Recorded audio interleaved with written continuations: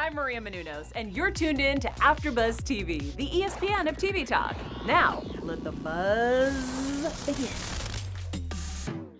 Hey everyone, welcome to the Real Housewives of Beverly Hills After Show here at AfterBuzz TV. We are here, we are live, we are chatting all about one of our favorite reality TV shows, Real Housewives of Beverly Hills. Last night's episode did give some tea to talk about, which we're gonna dive in and dig in and really get into the nitty gritty of some things. Next up, we also have following, we have news, we have special segments, we have astrology segment, what? We have an how many F's do I give segment. We have it all here for you all today. But of course, I have with me my lovely panel, starting off with Ethan Paisley. Hi guys, thanks so much for watching. Excited to dive into it today. And then we have Jane Johnsen. What's up, guys? Yes, and then we have Thomas Sonn. Hi, everybody. So thrilled to be here and dig into it. Yes, super exciting episode. We do have some quite things to talk about, but I do want to start off talking about Garcelle. It was one of the first scenes that we did see, and it was her surrounded by basically her circle of friends, who she considers to be her nitty-gritty girlfriends. I, for one, loved it. I loved seeing who I saw. We saw Will Smith's ex up in there. I vote her for the next housewife. Somebody needs to include her in as well, right? So overall thoughts on that. Ethan, what did you think about seeing Garcelle? Did you think she was more like in her element? Okay, loved it, but it also spoke to what we keep saying, which is this friend group on The Real Housewives seems a little forced, because if Garcelle is spending her time with girlfriends and not with the girlfriends we see on the show, it makes me a little suspicious. But I did love seeing her in her element. And why is Garcelle the first Black woman on Real Housewives of Beverly Hills, right? Like, why does she, I don't know, have to be the first? Can we get Will Smith's ex on? Can we expand for inclusion, please? Yes. What do you think, Jane? Love that. I think it's so important. And also, I agree. It does kind of seem like Garcelle, to me, has this like life outside of Real Housewives, that like we see her scenes as separate than, you know, she's obviously joining some of the dinner parties, but there's a lot of times where she's not there. And that's like been my plea last week, and my plea this week is to include her more, please, because I don't know if it's like her taking a stance to show her life more, or if she's not being included. I don't quite know what to believe. But I loved the Will Smith X moments. And I love that all of these events are like right around my apartment. I really need to go on more walks in LA is what I'm learning. I need to go on more walks in LA so that I'm like running into these film experiences, you know? I live right by the Beverly Center, and they're always there. This episode too. So, yeah, this was at the SLS Hotel. Oh, that's right. Mm-hmm. Bougie. Beverly Hills, baby. Yeah. Laura, did you love seeing Garcelle and her friends in the scene? Of course. I mean, I agree with everything that Jane was just saying, and Ethan. Like, I don't know why it took so long to get a fabulous, African-American woman on the show. So that, first of all, is just like an amazing thing to see. But then also to see her, like her group, her core, I really loved kind of seeing who she vibes with. I just agree with Jane. I want to see more of that Garcelle in the group with the other women. And just for, my musical theater nerd out there, I have auditioned at that 3rd Street dance where Erika was performing, where she was, I've auditioned there so many times. So when she was like getting in that room, I was like, yes, girl, get it. So made me very happy. Jane, I agree with you. I gotta go on more LA walks around that neighborhood. It's all around the see. same block. Like 3rd Street Dance is like a block away, basically 2 blocks away from where Garcelle was. Down the street from Vanderpump Dogs, right? Yeah, right, and yes. they keep going to Farmhouse, which is like in the Beverly Center. Farmhouse and the restaurant next door. Oh, that's where Farmhouse is. I was wondering. I'm like, where? You guys, our panel could lead a walking tour for AfterBuzz listeners. Stop it, Jane. Stop. I think that's a fantastic idea, and I fully support it. Oh my God, I'll do an Airbnb experience. The RHOBH experience in Jane's area. That is so funny. I do have to say, I love that Garcelle mentioned, I'm a girl's girl. She talked about the representation of Black women in Hollywood. It was just so powerful to see all of them and them sitting down and having this conversation. I definitely wanted more. That's why I say Will Smith's ex. I'm so down to have her. Do we think that this is definitely going to open a bigger door, though, for an opportunity? Let's say one of the ladies leaves, to bring in more diversity into the cast, because I do feel like that's been something that it's a lack of, well, it definitely has lacked for so many years. What do you think, Laura? I mean, I hope so. I think what, we're in 2020. Like, I mean, it's one of those things where I am shocked that we're, I guess, still having this conversation. But at the same time, like, yes, I agree. I want to see more than kind of just one note in the show. So I'm loving that we're getting a few more flavors in there, and Garcelle is like the perfect addition. Yes, totally. A new addition that we do see is Dorit, right, with her restaurant. Now, I think last week we said that she was going to purchase or kind of be some sort of owner of an establishment, a buka establishment. But this episode, it made it seem like she was just going to take charge of the decor of it. So that's something that I need clarification on. Am I the only one that thinks she was going to like get an actual restaurant? Yeah, or I agree with you. So she's just designing this room, which is confusing in and of itself. Then there's the factor of, if she wants to be a designer, why doesn't she find like a great new up and coming restaurant and become like their in-house interior designer? Or like, aren't there better opportunities for Dorit than Buca di Beppo? Buca di Beppo is like a step up from Sbarro. Like, I don't understand this. Oh my God. She's gonna drain them dry. She's going to drain this place dry. Every time they have a business meeting, there's so much fear in this man's eyes that I feel so bad for him. But I mean, what is she possibly gonna do to this Buca di Beppo? I feel like she's gonna turn it into this like fabulous experience. But yes, she is just designing the one room in the Buca di Beppo, which is going to turn them bankrupt. And then from there, she wants to expand into more design opportunities. Like you said, Ethan, where she's like actually probably hopefully designing other restaurants that are not just Buca di Beppo. More rooms in more restaurants. But okay, here's another question to pose to the panel. Doesn't Buca di Beppo have like a guideline book of how it's supposed to look? Like, isn't this, I mean, I know she's friends with the founder of the chain, but at the same time, like, you go into Starbucks, every Starbucks looks the same. So Totally. I don't know why they're going rogue in Encino, but they are. Wait, have you been to the one in Encino? Well, have you been to the one inside? I haven't been. No, I haven't been inside. What if I was like, leave meeting? Mayte, how dare you? Only once Dorit has designed the room. Okay.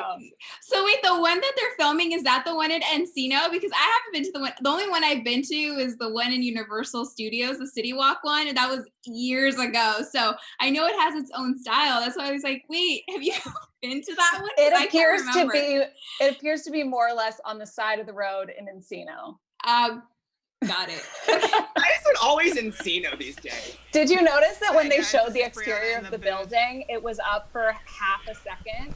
They Yeah. showed it for a millisecond, and they were like, "Not on brand." Hey guys, this is Brown the Booth. I just because I live in Encino and I do know the Buca de Beppo you're talking about. It is very much just on the side of the road on Ventura Boulevard.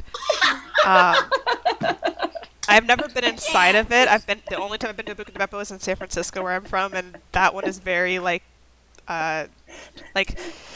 Italian art themed. Like there's a lot of statues and stuff. I don't know what any of the others look like, but that I can tell you the San That's Francisco exactly looks like what that. this one looks like. What if she's going to commission real Italian statues? Oh my God. I just can't. To me, it's like trying to take like a Kia Soul and redo the interior to be leather and then call it a Porsche. This is Pimp My Buca de Beppo. Oh my God. Get on it, Bravo. Yeah. It's like, it doesn't make any sense. It doesn't. It seems like such an off-brand thing, especially for Dorit, who sort of oozes this like, or maybe not oozes, but puts on this refined air about herself. It just seems to me like completely like a 180 for her to be involved in this whole venture. And I don't know if it's just because she wants a creative outlet or if she wants to put her name on something, but either way, it's the wrong stamp to make, I think.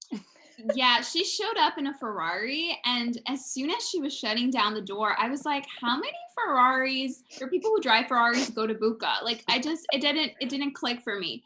There was also a comment that the CEO made, and he's like, can you scale my commitment from 1 to 10? He gave her a 3.5 for her commitment. I mean, the shade. Oh, that was so well, and this funny. is apparently like a good friend, right? Like a good friend of theirs that was like, you're like a 3 tops. And then PK speaks up and he's like, I know you're a 4, honey, calm down. Like, I was like, this poor girl has zero like support at her back in this meeting. I feel so bad because last week when we talked about her Buca de Beppo for the first time, I posted that clip on my Instagram story. Dorit actually watched all 3 clips talking about it, and just nothing, just seen. Oh my God, are you you should have screenshotted it. Screenshot it next time. Were you throwing shade at her? Wait, Well, it was like, what is a Buca de Beppo? You know, why is she doing this? It's stupid. So sorry, Dorit. She knows. She knows. She does. She knows exactly. She wants to be like LVP, you know, and they brought up LVP too in the conversation. So LVP. Did anybody else feel like, especially watching this particular segment of the episode, I just feel like every time, and it kind of goes back to that forced feeling that I feel like this season has, but I feel like every time Dorit is on camera right now, she just feels very like over-scripted, overproduced, almost like she's just like she's not relaxed at all into who she is or who she's talking to, but she's very much like kind of putting on a persona. Did anybody else feel that from her in this episode? Because I don't know if why I particularly noticed it more this time than in previous episodes, but it really rubbed me the wrong way. Did you guys catch that? Yeah, I totally caught that, but that's always been my feeling with Dorit. Honestly, like ever since she came on the show, I've felt like she puts on this facade and you know, has this other life that we don't really get to hear about. Right. But whatever the facade, yeah, but I get that it's working for me. I mean, I love her. But I guess what I'm saying is I know that there's like an air that Dorit puts on, you know, whether it be the accent, which was, you know, a whole thing, and all, or the clothes and, you know, the glam and all of that. Like, I know that there's an overproduced quality to Dorit.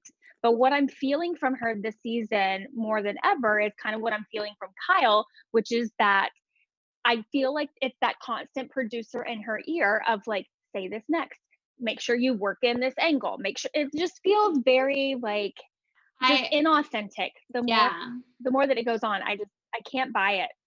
I completely agree with you. I actually watched an hour-long interview of Dorit. I was hooked. And this is something that I thought would never happen, but she was on the Juicy Scoop with Heather McDonald, and she had an interview. And it was the first time ever that I had seen Dorit relaxed and just answering questions and being so authentically herself. I actually liked her so much. And this was before the season started. And I'm like, this is the side that I want to see of her. She was talking about her businesses. She was talking about herself, her family. Like, it was just a different environment. So if you guys ever get a chance, just go and watch that interview. It's an hour long. And I'm like, I'm not going to stay an hour listening to it, but I was listening to it in the background and it was good. I love Juicy Scoop. That's a great podcast. Yeah, I'll watch that right after this show. Yeah. Definitely go watch it. Maybe Dorit's hiding because of the financial issues that were exposed at the beginning of the season. Or maybe she just feels the need to bring in drama so she can continue to bring in the money. Or that. Yeah. Okay, let's jump into a really, really fun time that we got to see, which was Erika's astrology party. All of a sudden, these ladies were twinning. First off, who wore it best? Erika or Rinna? What do you think? What do you think, Jane? Who wore it best? The pink jumpsuit. That's such a tough one, but probably Erika. I mean, it's her party. I can't believe that like they all wore the same thing, because you got to include Garcelle in there too. Like, she was wearing the also pink dress. I didn't even know that this is such a niche clothing item. The suit dress that is hot pink, the fact that they all wore it is crazy. The brand had to have sent them something, because the exact same dress was worn on Rinna and Erika Jane. So the brand had to be like, at some point in the season, wear this. And they wore it on the same exact night. I don't know. But I think that Erika Jane wore it better. Agreed. Yeah. Blondes wear pink best.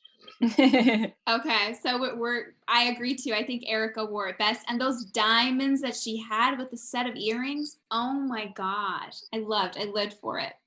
So we get into this conversation with all of them, right? And the astrologer gets there, the ladies are jumping in, and all of a sudden, this whole conversation starts about attacking Kyle in a certain type of way. What did everyone get from that scene when everybody was just talking to Kyle and telling her basically talking about her relationship between herself and Teddi? Do we think that their relationship or their friendship is weird, as Erika stated? What do you think, Ethan? I mean, I'm a huge fan of astrology, so I choose to believe that Capricorns and Cancers are made for each other. That's the unique affinity they have. But what's weird is all the women are like Cancers in this group, which was like shocking to me, but kind of makes sense at the same time. Yeah, kind of Cancers a lot to of each emotions. other, don't they? Lots of emotions. Yeah. Do they talk to each other? Laura's a Cancer. I'm a Cancer, so I tend to, like, all of a sudden, all of my best friends, like, I look around, I'm like, you're a Cancer too, you're a Cancer, you're a Cancer. So Bree in the studio, in the booth, is a Cancer too. I know. We tend to find each other. What do you guys think, Jane? I was trying to remember what the original question is. Do we actually think that Dorit, do we actually think that Kyle and Teddi's friendship is weird, as stated by Erika? Okay, now we're back. Sorry. I think that their friendship is not necessarily weird. Like, I mean, I sleep in the same bed as my friends. Is that weird? I don't think it's weird personally. Every day? Not every single day, but like we'll go out at night on like a Saturday and we'll sleep in the same bed, especially if you're like on a vacation in a huge mansion and you guys are drunk and tipsy and having fun. Like, why wouldn't you sleep in the same bed? I don't think that's weird. I don't think it's weird to do some woo-woo crap when you're like breathing and, whatever. I think it's great. I just think that they do tend to buddy up and bully others together. And so that, I think, is, I don't know about weird, but I think that it's the reason why this all came out. I do think that they both will kind of attack people together in an interesting way. So that, in a way. I was like, okay, maybe they had this coming a little bit. Yeah, there's a distinction between the relationship between because LVP and Kyle were always really, really great friends. And so that kind of felt a little effortless. But now that LVP is gone, Kyle has latched on to Teddi. They both pretty much latched on each other and they're dependent. So, you know, in everything that was going on, the talk between their friendship, Kyle started crying. And Kyle was really active yesterday on Twitter. She actually tweeted something that I'm going to read to you all and see your thoughts on this. She says, I hate that I cried. Trust me, I wish I could confidently say that hurts my feelings instead of crying or lashing out. Hashtag RHOBH. Adding, I am a very sensitive and emotional person. When my feelings get hurt in this group, I try not to show vulnerability and end up stinging back and then almost always end in tears. Is this something that we've always seen of Kyle, or is this a new side of her? What do you think, Jane? It feels new that this whole experience is happening where like she's being so defensive and then crying immediately. Like it feels like she's so claws out, and then the moment she feels unable to at least like admit a little bit of wrong, like she just cries and then runs away. I don't know. What do you guys think? Laura, do you agree? Oh. Yeah, well, I don't think that this is a necessarily a new thing that we've seen from Kyle. I think just the intensity of it, this for some reason this season feels more, it just feels more intense from her. Like it seems like it's her default rather than like the exception to the rule. And I don't understand that. Ethan, the same way? Yeah, same thing. I mean, I feel like it has been blown out of proportion with these ladies. I agree with you guys. This is different for me. Same. Right. Yeah, it's interesting. So, you know, within the conversation, Garcelle also kind of inserts herself into the equation. And she starts saying how Kyle is very on the surface and she hasn't felt like she has treated her properly since the beginning. I think for me, this was kind of like a huge jump that Garcelle made. And I think she kind of spoke a little too soon, because not everyone will always be extremely welcoming to you. What do you think, Laura? Do you think that Garcelle jumped the gun and spoke too soon, or do you think that she was just too quick to judge? You know, I guess what I'm going to say to this is that I just don't know, because I haven't seen Garcelle enough in this setting to really understand how they interact with each other yet. So, you know, to me, it's fair if Garcelle feels that way, that, you know, because she's clearly a very like cool kind of person. But for some reason, all I've noticed, I haven't seen her, I guess, with the group enough to notice that Kyle has like singled her out in that way. So.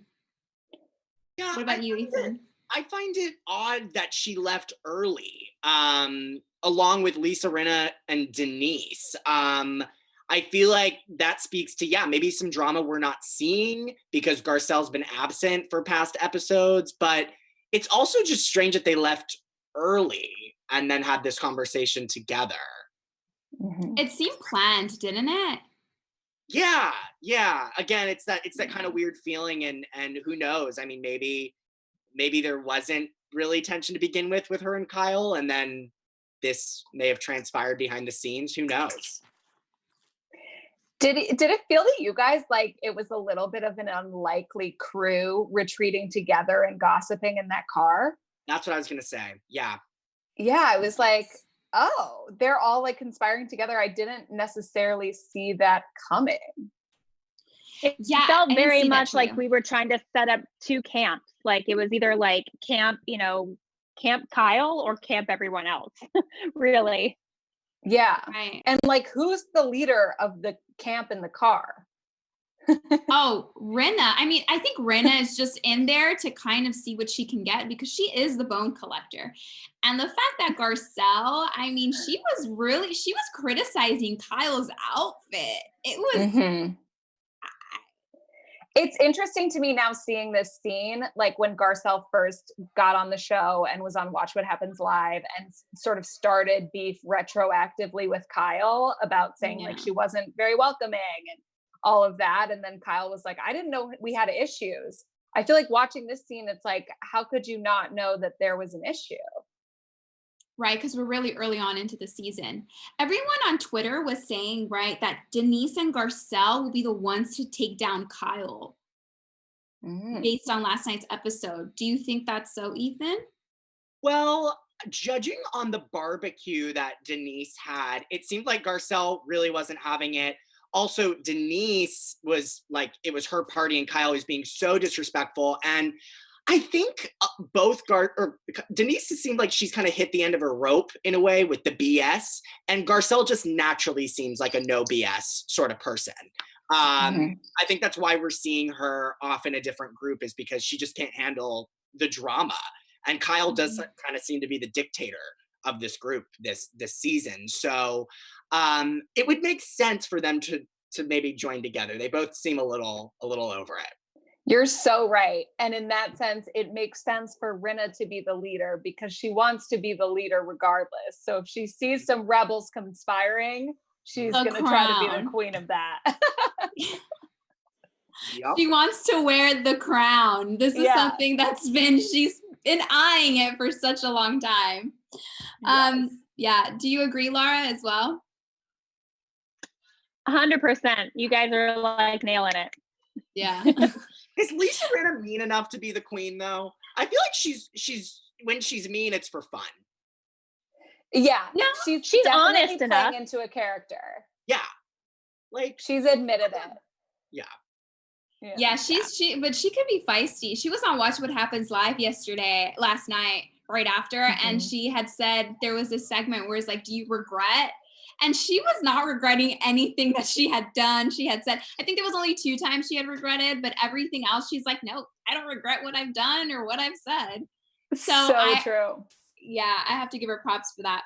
All right, now we're going to jump into our special segment, and we're going to do something different a little today. We have 2 special segments, hopefully, but the first one, we're going to talk a little bit about an astrology segment, because Ethan is just so versed in this element. I love it. Ethan, do you want to take it away? I'll take it away, and I'm going to put a disclaimer. Luckily, I've verified all of your charts you talk about today.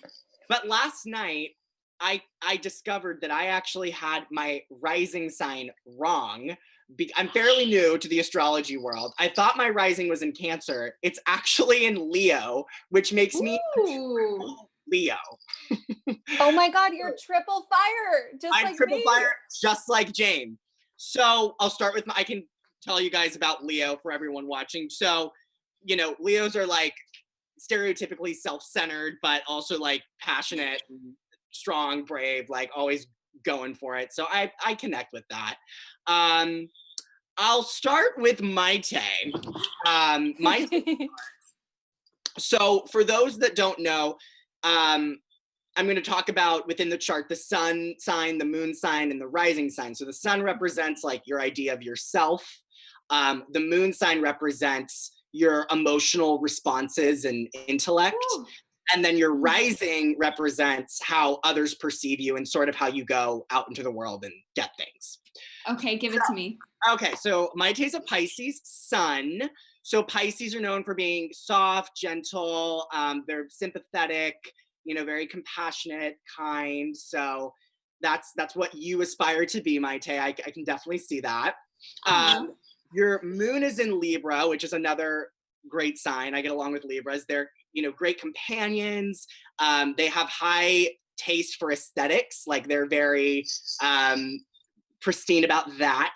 And they're just easy to be around, So she's on the right panel for aesthetics. Yes. I was gonna say, have the aesthetic going in the background there.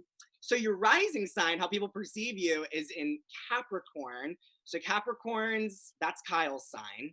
They all care about, they really care about like being right. They're cautious. They just kind of want everything to be serene around them. So they're very much about justice in a way. Yes. Does that sound? Wow, you nailed me, Ethan. Yes, those are qualities. But I love how you distinguished whether, it's what I perceive, what others perceive, because I had no idea of any of that. I mean, I'm not very versed in astrology, so thank you for that. Of course. Okay, I'll do Laura next. So Laura, you are a double Cancer with an Aquarius moon. So your Cancer, the Cancer sign is your sun sign. So that means for you kind of have like a hard shell on the outside and a soft side on the inside. Cancers are very loyal, like they're very much about the home, making a comfortable home space. They're also known to be the maternal sign, so they're usually good at parenting. And, check. people. So that's your idea of yourself, and then also your rising sign. So it's how other people perceive you too. So sensitive, careful towards others, selfless. So that's good. And then your moon is in Aquarius, which means that you kind of emotionally you see yourself as separate from everyone else, like kind of on the outside of the crowd. Aquarians are known for being objective about problems and also very innovative creatives. Does that sound? So yeah, definitely, like, I don't know if you can hear all the kids in the background, but definitely got the maternal side of things down. I was gonna say, yeah. But definitely, yeah, it does. It resonates a lot. Now, interestingly enough, are my chart and Erika's the same? Yes, they are. Whoa, I didn't even realize that. That's incredible. God. I thought it was. Chart. That is so. I thought it was, and I was like, yes. Wow. I love her. That makes me so happy. I'm so jealous. You guys have had parallel lives for this entire episode with you dancing at 3rd Street Dance and now this. Yeah. Oh. It's true. It's true. Maybe I'm like my life path. I'm gonna like destined to have an Erika Jane life path. I'll take it. Yes. I mean, goals. That's Anyway, pretty gold. Super cool, Ethan. Thank you for that. Of course. So I'll end with my fire sister Jane, because neither Mayte or Laura have any fire signs. Fire signs are Aries, Leo, and Sagittarius, which Jane is made of. So Jane, your sun sign is an Aries, and so is your rising sign. So it's how you think of yourself, how others perceive you. Aries are they're my people. They're direct, fiery, they take charge, they put others in line, like they're just go-getters. So I love that. And your moon is in Leo, so we share that. Yes. Fantastic, pride is a big quality in Leos. Loyal, you're an adventurer, very, very self-reliant.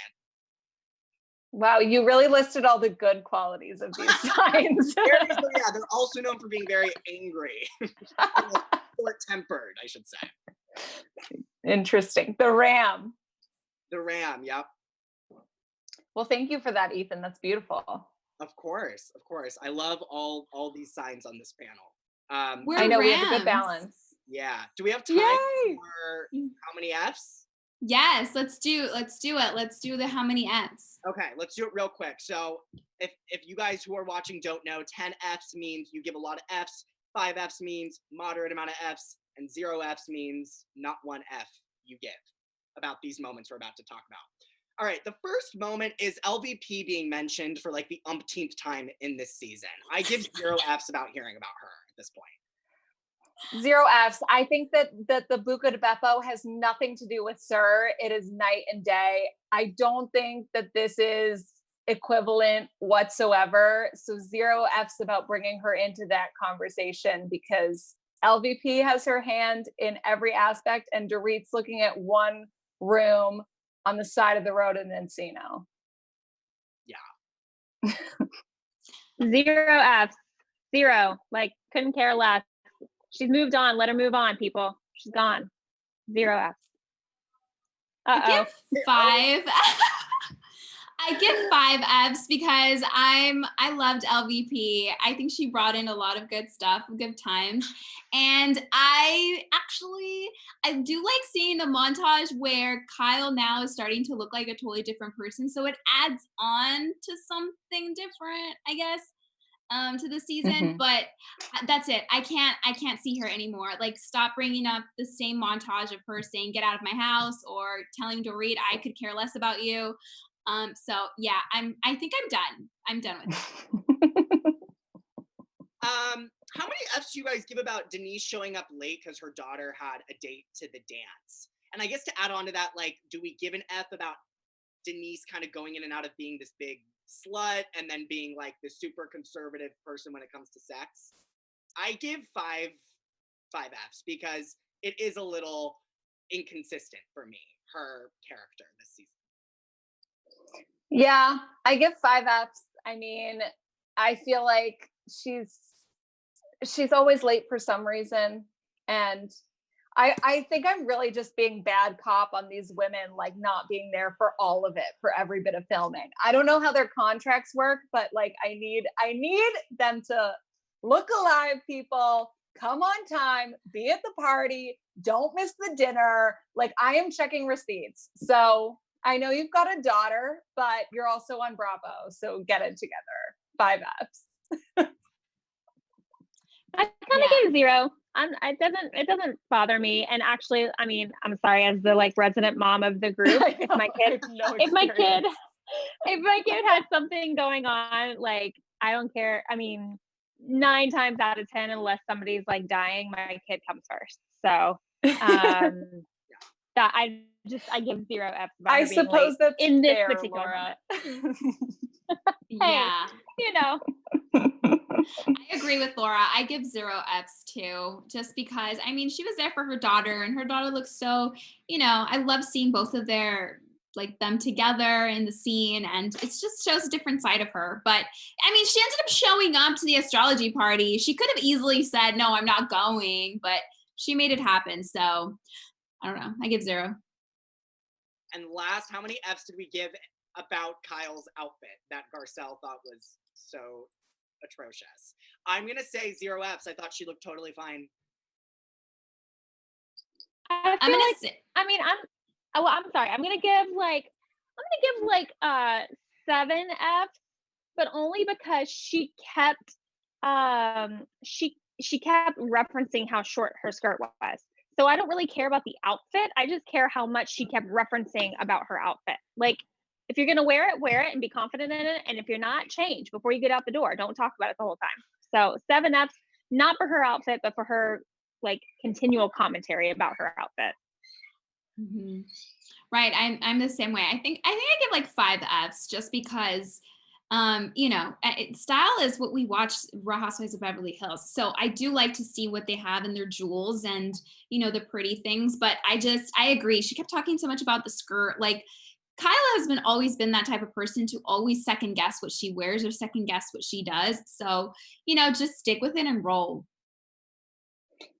I give like 8 Fs because I feel like it transitioned into some nice drama, which was what I was going to say for news anyway. Kyle was tweeting up a storm last night, and she tweeted, "Garcelle snickering that my outfit is hideous while wearing stretchy purple knee-high boots with a pink suit dress that her stylist picked out for her," with the thinking emoji. So there was some shade thrown last night. So I give 8 Fs for the drama that ensued on Twitter. Kyle has been really good with the tweets lately for that she's tweeting out live. They've really been stoking a lot of drama. She even said last night, "Everyone coming for me like my first party, like the first party out of quarantine." And she also ripped on Erika and Rinna. She said, "It's not lost on me. While Erika and Rinna are agreeing that my friendship with Teddi is weird, they are actually dressed like twins." Yeah. Yeah. So she's killing it. So 8 Fs for the drama. And that also was my news. Love it. Yay, thank you, Jane, for that. And thank you, Ethan, for these two awesome special segments that you graced us with today. Thank you all so much for tuning in and watching our review here of the Real Housewives of Beverly Hills. Before we say our goodbyes, Laura, do you want to let everybody know where they can find you on social media? Yes, I'm Laura Thomas Sonn. You can find me everywhere at Laura Thomas Sonn, not Walker and Naomi, as it says in the bottom of my. Those are my kids. They're not on social media. Jane, do you want to let everybody know where they can find you? Yes, I'm Jane Johnsen. You can find me on Instagram, Twitter, TikTok, YouTube, Jane Johnsen, JOHNSEN _. And I'm Ethan. I'm at Ethan D. Paisley on all socials. And I'm Mayte Carrillo. You can find me everywhere at This Is Mayte. Thank you all so much for tuning in, and we will see you here next week. Bye. Bye. Our founder, Keven Undergaro, and me, Maria Menounos, would like to thank you for tuning in to AfterBuzz TV. Remember, we're not just the first, we're the biggest in the world, and we're the only destination for all your favorite TV shows. Whatever you crave, we've got it. So go to AfterBuzzTV.com and check out our lineup. Buzz you later. The views expressed herein are those of the hosts only and do not necessarily reflect the views of AfterBuzz TV or its owners or principals.